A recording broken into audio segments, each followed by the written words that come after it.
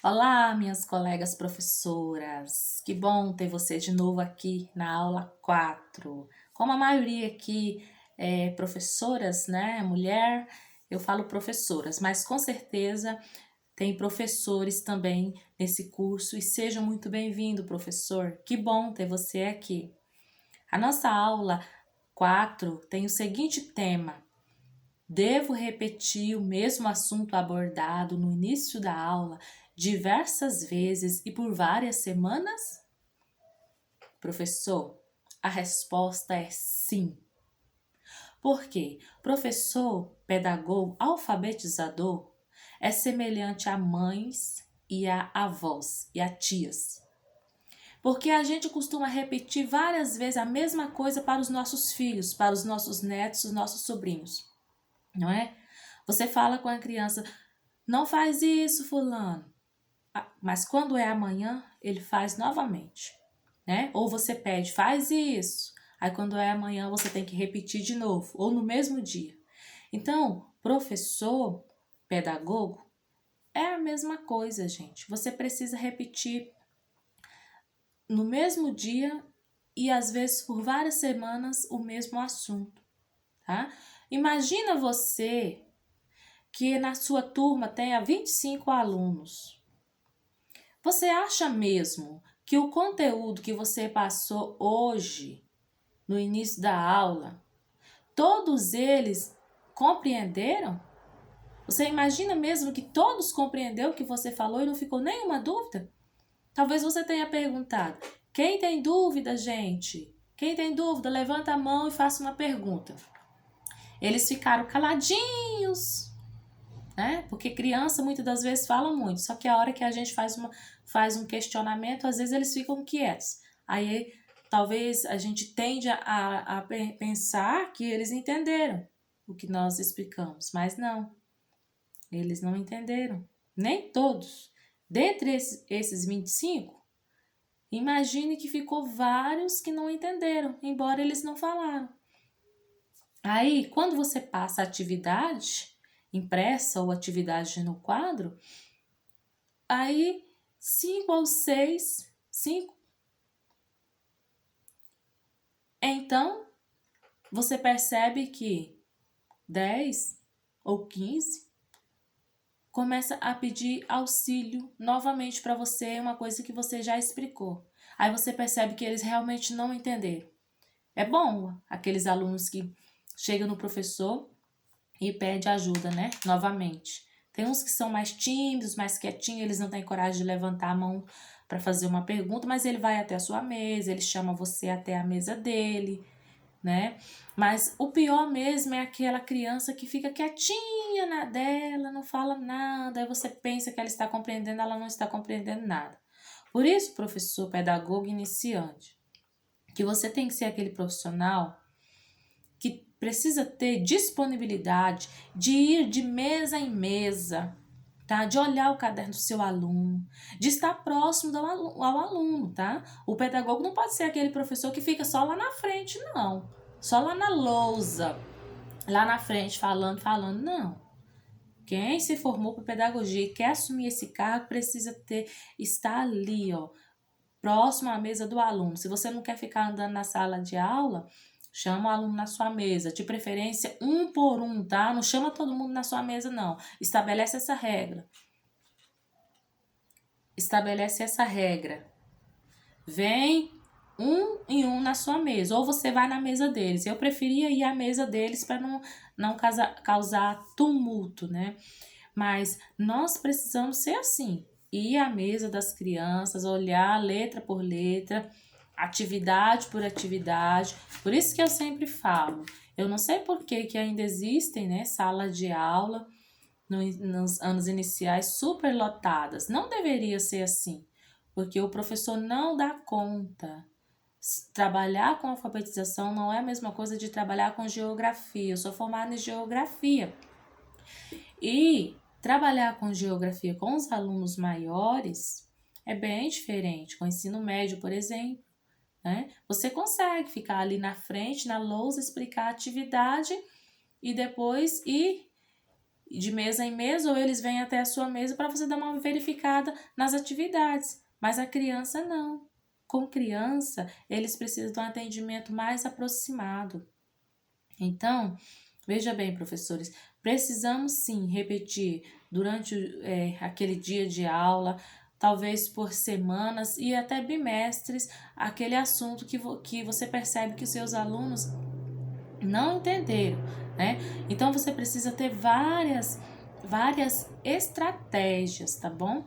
Se você percebe que você falou de um jeito que eles não entenderam, muda a sua estratégia de falar, cita um exemplo, use uma linguagem que eles compreendam, tá? Que as crianças compreendam. Porque na sala de aula a gente tem aqueles que são super avançados. Eles entendem, compreendem muito bem qualquer linguagem que você fala.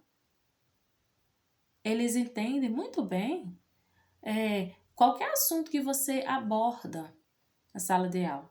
Mas tem aqueles também que você vai precisar usar umas 3 versões diferentes aí, a sua forma de falar, de se expressar, para que eles compreendam, tá bom? Por exemplo, dá um exemplo, professora.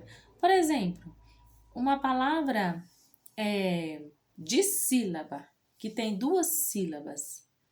Muitas crianças vão compreender logo, né? Tem 2 sílabas, mas tem aquela criança que você vai precisar bater palmas, dizer para ela, olha, a palavrinha bala tem 2 sílabas, então ela é uma de sílaba, ó, bala, né? Outro você vai precisar contar no dedo, bala. Mas tem aquela que quando você fala a palavra de sílaba, é aquelas palavras que tem 2 sílabas, ela já compreende, mas não são todas assim, tá? Então lembre-se disso, professor. O nosso trabalho é minucioso, tá? É um olhar minucioso. Por isso que a gente precisa estar bem, a nossa saúde precisa estar boa, né? Porque senão você não consegue fazer um trabalho bom, um trabalho como as crianças e adolescentes merecem. Eu quero contar aqui um pouco da minha experiência quando iniciei a minha carreira, né, como professora. Geralmente eu trabalho aí com as turmas de 4º e 5º ano. É as turmas que eu me adapto mais, né? Eu tenho mais habilidades. E geralmente eu peguei aí turma de 4º e 5º ano para trabalhar aí a alfabetização, tá? Porque é alfabetização também. E quando eu iniciei, gente, eu não tive um curso como esse que vocês estão tendo o privilégio de ter. Terminei a graduação e caí de paraquedas na sala de aula. Então, eu iniciava a aula, né, com o 4º e 5º ano, aqueles meninos grandes, aquelas moças já grandinhas, só que é só tamanho mesmo. Na verdade, tem aí entre 10 e 11 anos, 12 anos. Naquela época tinha muita criança repetente, né? Hoje em dia quase não tem. Hoje em dia eles estão na fase, na idade certa, mas há alguns anos atrás, aí há poucos anos atrás, tinha muita criança com a idade avançada ainda no 3º, no 4º e no 5º ano. Agora diminuiu um pouco. Então eu chegava na sala e via aqueles meninos grandes, assim, aqueles alunos grandes. E aí eu chegava, por exemplo, dava bom dia ou boa tarde. E começava já a passar a atividade. Colocava lá o cabeçalho no quadro, né? A data. E, gente, vamos para a aula de língua portuguesa. E começava a explicar o conteúdo. E aí quando eu percebia que tinha alguns alunos fracos, já no 5º ano, que não liam bem, não escreviam bem. Gente, isso me dava um desespero. Aí eu pensava, eu tenho que trabalhar muito, passar muito conteúdo, muita atividade para esses meninos.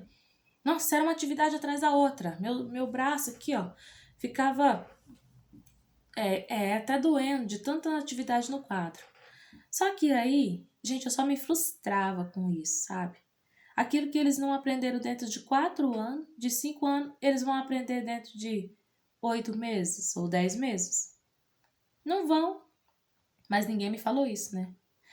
Então, por isso que é bom a gente ter alguém para auxiliar a gente no início da nossa carreira. No início de tudo, né?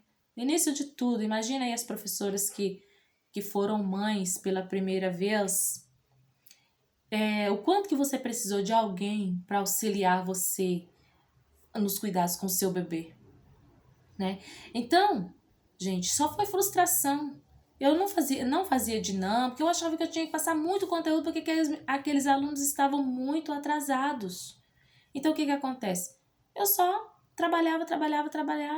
Aí alguns até falavam assim, professora, a senhora nem espera a gente terminar uma atividade já passa outra. Eu não dava realmente fôlego para eles, né? Porque eu achava que era assim. Mas não é.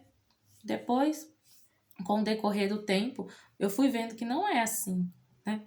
Eu tenho aí que ver quais são as dificuldades das crianças, dos alunos, para trabalhar a dificuldade dele, porque não adianta eu ficar trabalhando, por exemplo, trabalhando na matemática fração, se o aluno não sabe nem o que é divisão ainda, né?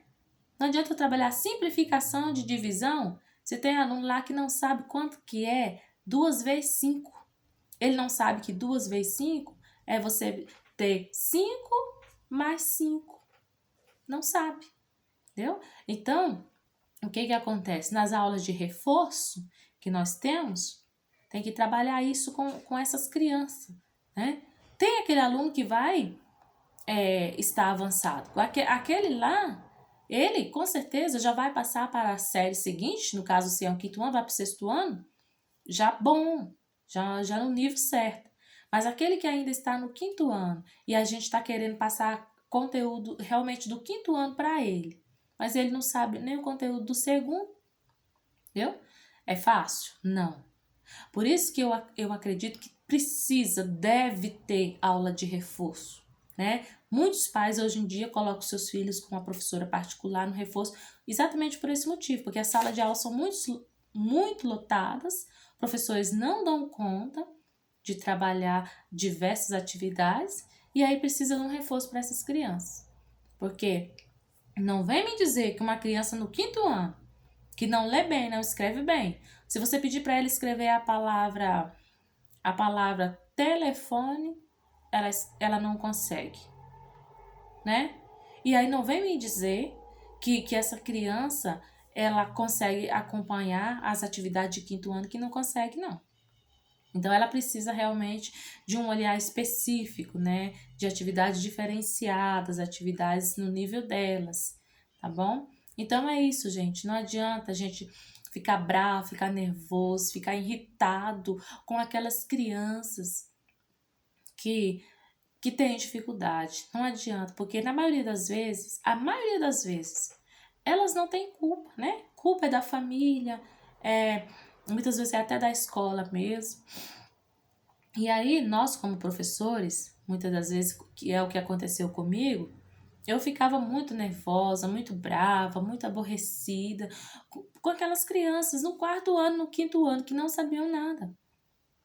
Mas aí depois eu comecei a parar e pensar, qual é a culpa delas, né? Elas têm culpa. Culpado é quem deixou chegar a elas. Culpado é quem deixou elas chegarem no quinto ano desse jeito, né? Mas o culpado é o professor? Não, não é o professor sozinho.